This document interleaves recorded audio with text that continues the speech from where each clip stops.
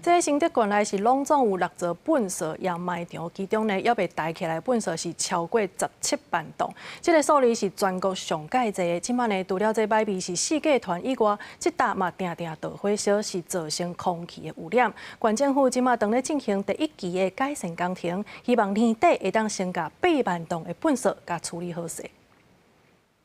满满的粪扫已经得要占满半个山头，新竹县粪扫掩埋场目前还未处理掩埋粪扫量大约17万4千吨，也是全国上济。其中西方掩埋场大概到热天，较才引起火烧，造成住伫附近的民众真大的困扰。因为这种东西哦，太阳大的时候，一块玻璃就跟放大镜一样啊，折射就一下子就烧起来了。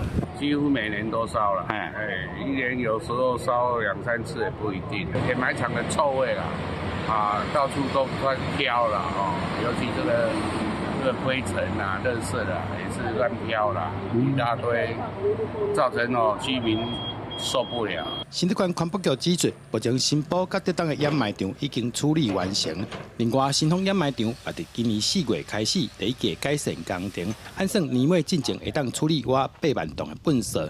讲未来会向中央争取补助，解决粪扫的问题。那预计在今年年底以前会完成一半的一个裸露垃圾覆土的一个工程。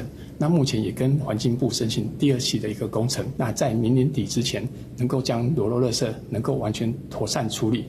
我们在今年初的时候，焚化炉开始试烧，那我们的垃圾量已经开始逐步的下降。新竹县环保局表示，新竹县新起的焚化炉也伫去年底进入测试的阶段，预计今年底会当正式运转，希望会当赶紧让新竹县的粪扫减量。